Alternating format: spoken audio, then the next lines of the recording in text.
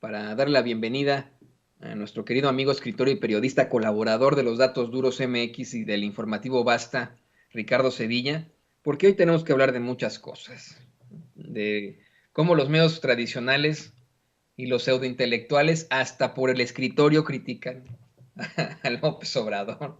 Hoy el presidente da a conocer que no es su escritorio, que es el de su asistente, Laurita, pero que pues de todos modos, aunque de él fuera, pues está chingón, que tenga sus papeles, que así se trabaje con muchas cosas por todas partes. Mire, yo soy obsesivo compulsivo, no estoy diciendo que no trabaje, y por eso es que siempre trato de tener todo aquí. No me va a dejar mentir doña Ceci y don David, siempre en mis procesos soy muy casi que exquisito, pero entiendo perfectamente que los grandes de los grandes tengan una serie de cosas por ahí. Lo que no entiendo es que se cuestione esto, ¿no? Que hasta para esto, mi querido Ricardo, y te saludo con mucho gusto, sea una razón para intentar chingar la madre.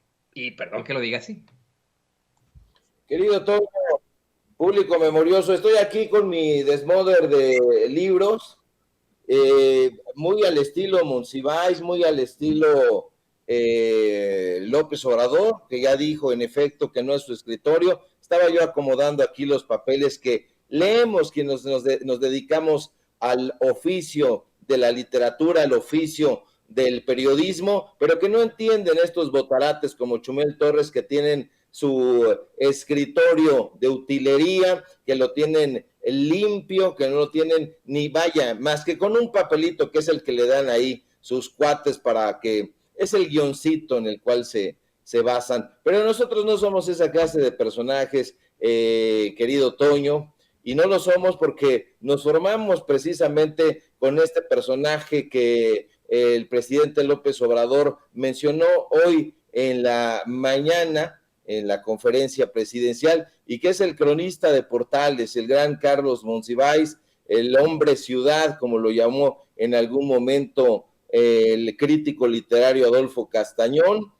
Y bueno, este personaje que aparecía en los videos de Luis Miguel, que aparecía en la Cámara de Diputados y en la Cámara de Senadores, oteando la realidad, el personaje que iba a los mercados y a los tianguis que son mercados itinerantes, que no conoce la derecha, que no conoce los medios de comunicación corporativos, y bueno, que Héctor de Mauleón intentó llenar los zapatos, los grandes zapatos del cronista Carlos Monsiváis, pero que no puede ni podrá nunca. No tiene esa memoria elefantasiaca, no tiene esa disciplina literaria, no tiene el talento narrativo, no tiene absolutamente ninguno de los atributos que se requieren para este oficio, y se requieren porque le puedes tener mucho amor a la literatura, y Héctor de Mauleón en efecto le tiene un gran amor a la literatura, pero te voy a decir algo muy trágico, o mejor, más trágico para él: la literatura no le corresponde. La literatura no lo ama, no lo quiere, y no quiere a estos personajes que siempre estuvieron colgados de los grandes talentos. Hay que recordar que Héctor Aguilar Camín siempre le cargó la maleta literalmente al escritor Carlos Fuentes, tratando de ver si se le pegaba algo de la inteligencia, esta inteligencia proverbial, esta memoria también inusual y atípica entre los escritores mexicanos, que son más bien extraviados y extraviados en su propia camisa. Hay que recordar que Enrique Krause hizo lo mismo con Octavio Paz, le cargó la maleta pensando que se le podía pegar algo del atributo del autor de Libertad bajo palabra, pero no fue así. Estos personajes lo único que hicieron fue ser los palafreneros de estos escritores de gran talento. Y mira, me llama mucho la atención que López Obrador haya hablado de Carlos Monsiváis, porque le debe una amistad muy fructífera, él mismo lo refirió, pero Carlos Monsiváis, querido Toño, era más que una persona, un campo de batalla. Así lo describió Octavio Paz, hubo sus rencillas, lo sabemos, hubo sus dimes y diretes,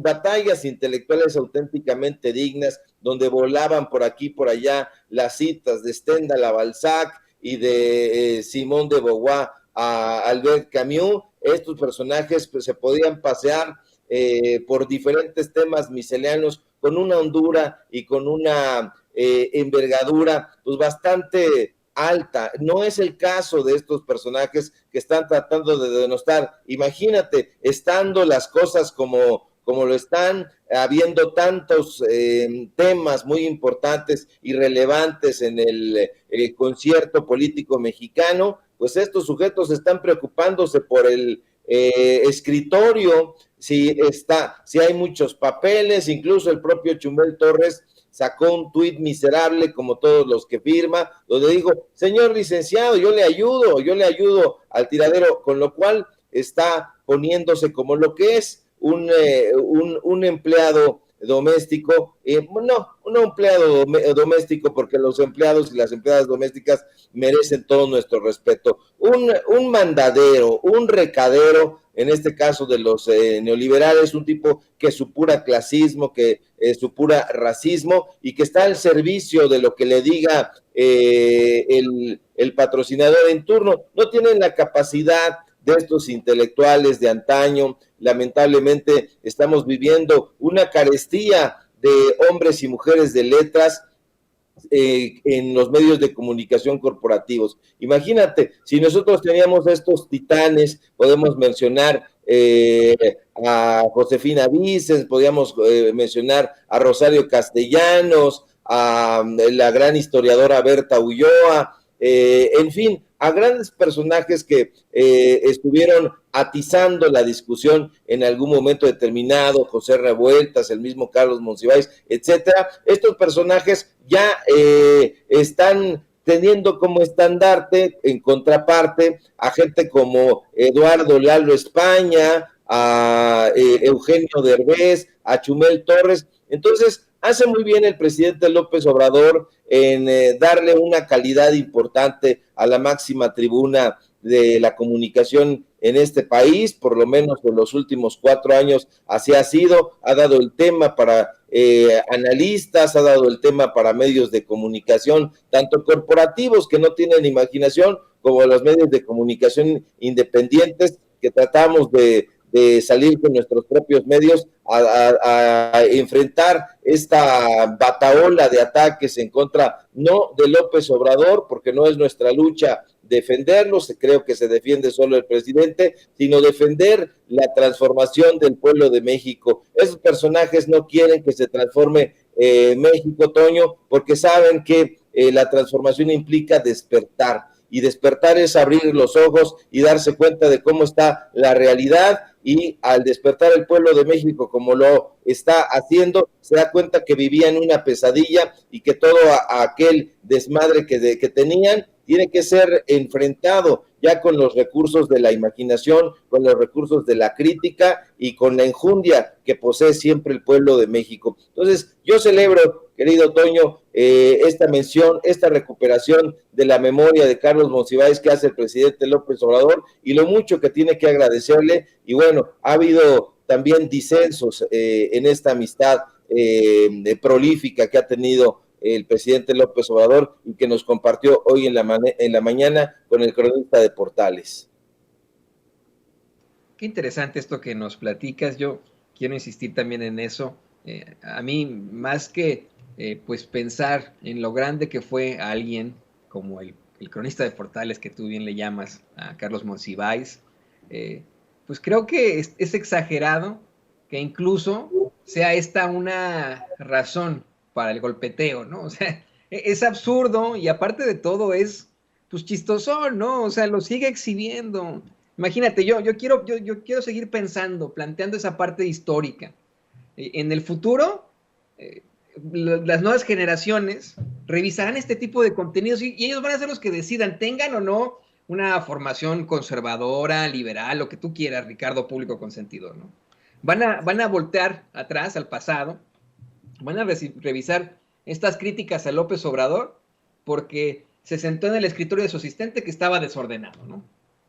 Van a revisar los planteamientos de personajes como Héctor de Mauleón, las mentiras que impuso, la forma en la que él quiso pasar a la historia, pero que en todo caso se convirtió pues en un personaje muy oscuro, que fue palero en sexenios pasados, que de ninguna forma cuestionó a Calderón y que su justificación es que él estaba en otras cosas, ¿no? Un palerazo espantoso perteneciente precisamente a las esferas del poder. Y ellos son los que van a decidir, Ricardo, y público consentidor. La gente, nuestros hijos, nuestros nietos, nuestros bisnietos van a decidir en el futuro. Yo creo que Fidel Castro nunca se equivocó al decir la historia me absolverá. Son las nuevas generaciones las que dictarán y las que dirán, pues estos cuates a ese nivel estaban de criticar hasta papeles en un escritorio. Qué grueso, ¿no? Qué grueso. Y mira, hablar precisamente de esos pseudointelectuales que así pasarán a la historia. Que hoy, Ricardo, nos plantean como los hombres y mujeres que detentan la academia y el pensamiento en México. La clase intelectual que es la que nos puede orientar y guiar en medio de la oscuridad, y que no es así, que son simples personajes con apellidos de alto pedorraje, impuestos desafortunadamente en los medios de comunicación, en la política, en precisamente la academia, y que en la realidad pues son unos pobres pendejos, como el tipo Óscar Gastelum, quien estoy convencido tienes más información sobre él. Hoy el presidente López Obrador calificó de vulgaridad mental y deshonestidad intelectual que Óscar Gastelum, a quien tienen como intelectual, entre comillas, ¿no?, de la revista Letras Libres de Enrique Krause, lo acuse de construir un narcorrégimen militarizado, tomando en cuenta que pues el palero en sexenios anteriores de Héctor de Mauleón difundió en el Universal un supuesto cable secreto del gobierno de Estados Unidos que hablaba de vínculos de Américo Villarreal con el crimen, pero que el propio embajador Ken Salazar desmintió. ¿Qué opinas de esto, querido Ricardo Sevilla? Querido Toño, pues mira, estos personajes están dejando una estela con olor a azufre, son personajes que militan en esa misma causa ideológica, que es la causa del conservadurismo, yo diría neoconservadurismo. Además son tipos ultra, ya se formaron en las huestes de Guillermo Sheridan Prieto, este personaje que fue director de la Fundación Octavio Paz, y Óscar Gastelum junto con Julio Trujillo forman parte de las huestes de Guillermo Sheridan, este sujeto que también le cargó la maleta a Octavio Paz. De hecho, el propio Emilio Azcárraga Gin lo nombró en su momento director de la Fundación Octavio Paz, y ahí daban cursos no de poesía sobre Octavio Paz, el poeta de Mixcoac, no, daban cursos ideológicos, daban cursos donde entre ellos mismos se cachondeaban,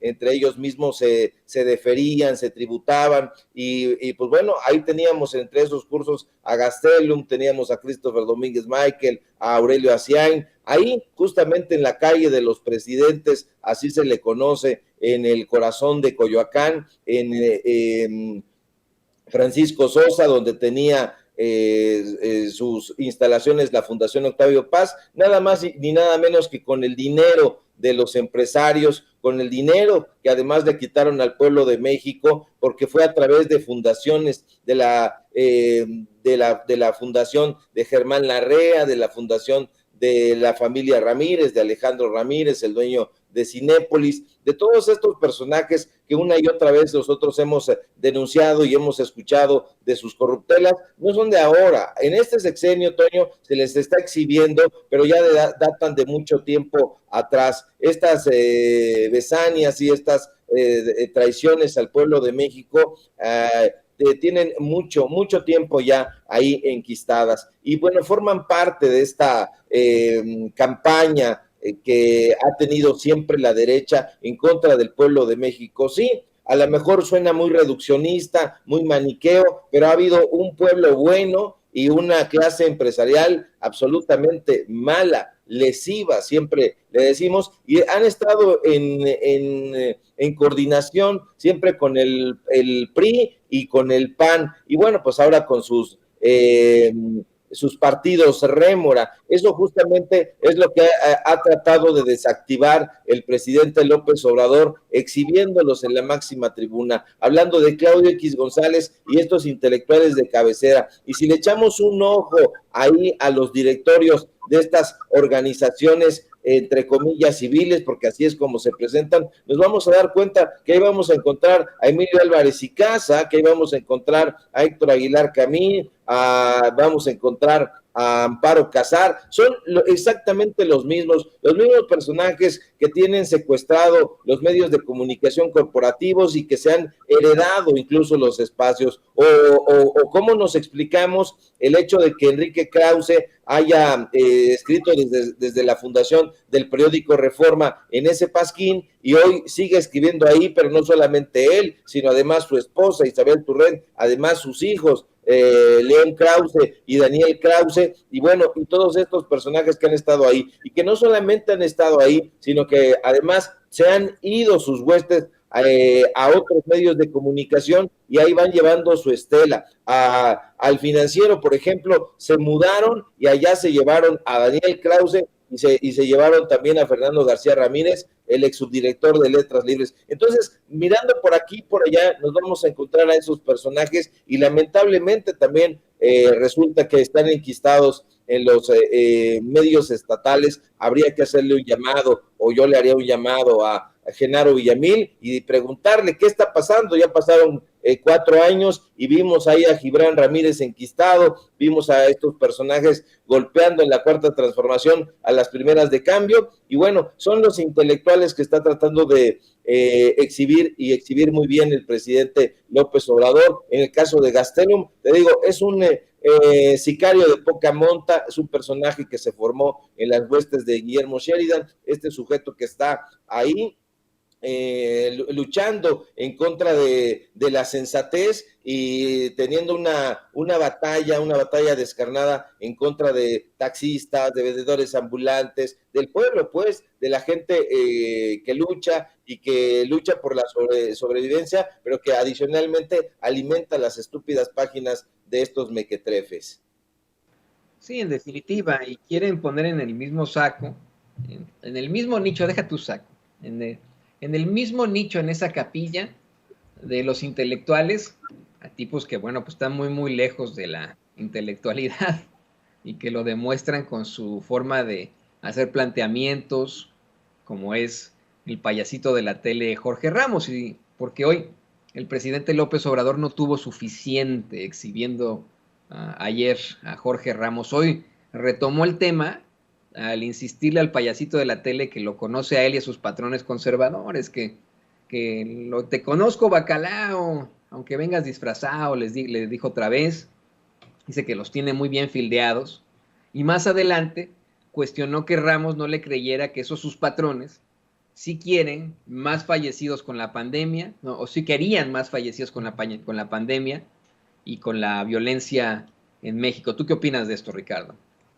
Yo opino, querido Toño, que Jorge Ramos es y siempre ha sido un ciego y un recalcitrante, y por eso está del lado de una causa infame, que es la causa del neoliberalismo, y como sabe la gente, el neoliberalismo está en contra del beneficio para el pueblo, y bueno, pues este personaje no tiene idea, es un personaje entrón, dirían en el barrio, un personaje que va echado para adelante, un beligerante, un pendenciero, un periodista, entre comillas, que sale de la farándula, hay que recordarlo eso siempre, y que en ese sentido nunca se ha logrado quitar su disfraz de comediante, de histrión, de opereta, y bueno, esta frase abracadabrante con la que inició el día de ayer, tengo que comenzar con malas noticias, o sea,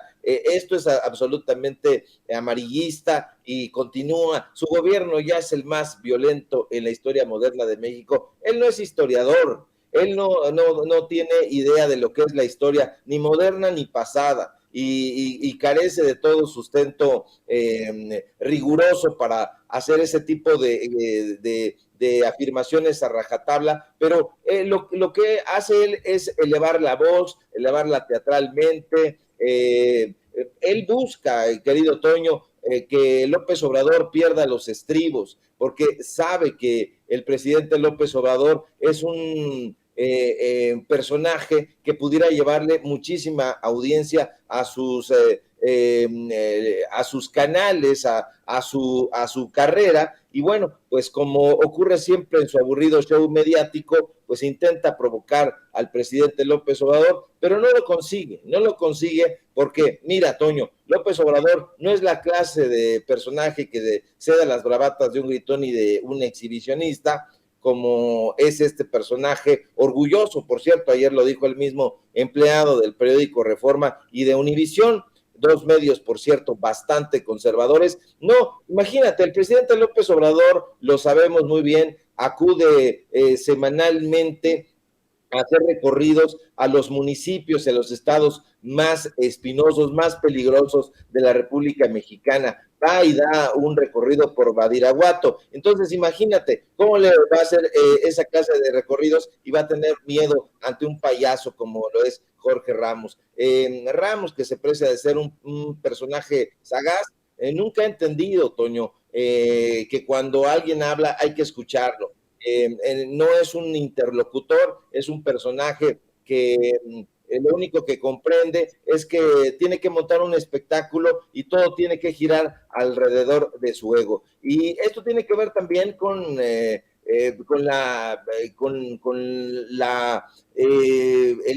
ideología, esta ideología conservadora que está puesta también al servicio, no, más bien paga a los periodistas que se dejan engatusar con el dinero para que digan tal o cual cosa. Entonces, este sujeto pues no goza de la popularidad ni del reconocimiento de la gente, del pueblo, a diferencia, a la gran diferencia que existe entre él y un personaje como Carlos Monsiváis, es que Carlos Monsiváis tenía la aprobación, tenía el cariño, tenía la anuencia del pueblo de México porque recorría sus calles, porque recorría sus entrañas. Este personaje no, este personaje vive en Estados Unidos, vive pues en el extranjero y viene aquí, arma un show para llevar audiencia, porque sabe, insisto, que sería fabuloso que López Obrador estallara, pero un presidente que recorre las zonas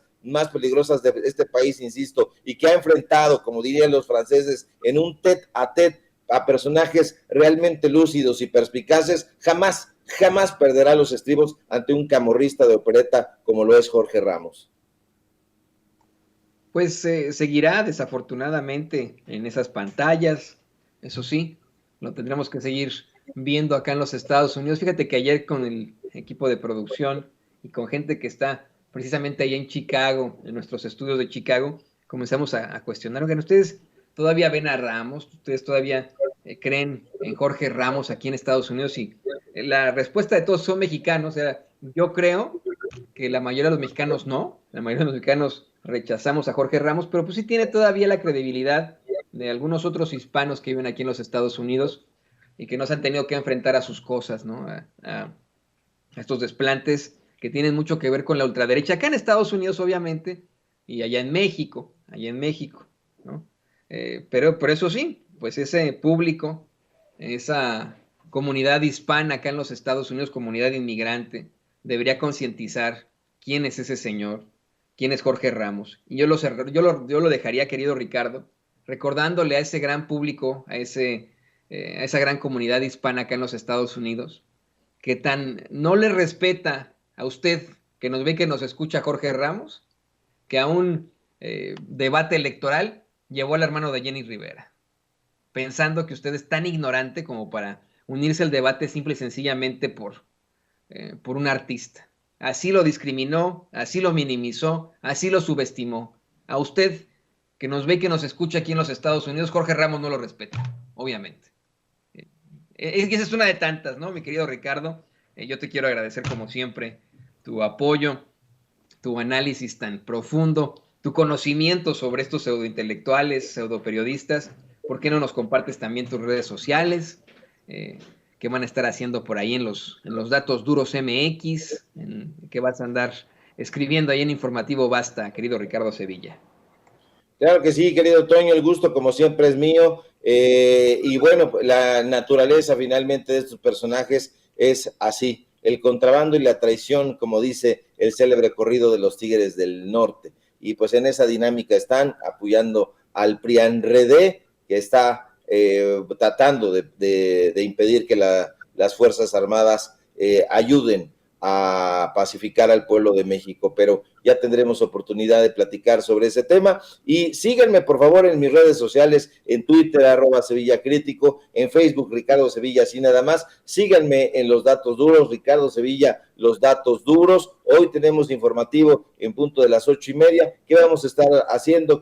Preguntas, querido Toño. Vamos a hablar hoy, que es viernes, precisamente de algunas notas del contexto, pero como sabe el público memorioso, nosotros tenemos los viernes, se los dedicamos a la literatura y se los vamos a dedicar precisamente hoy, a petición del público, a un hombre llamado Ciudad, a Carlos Monsiváis. Vamos a platicar sobre el cronista de Portales, sobre su obra y vida, sobre cómo era un hombre ubicuo. Eso se los dejo de tarea a los conservadores, no saben qué es ubicuo, pero porque no tienen este tiradero que nosotros tenemos en el escritorio. Y pues bueno, voy a tratar de poner orden al escritorio el fin de semana para que no se encabronen, querido Toño. Y pues bueno, si todo marcha bien, nos encontramos por aquí el próximo lunes. Te dejo un fuerte abrazo a ti, a producción y a la audiencia.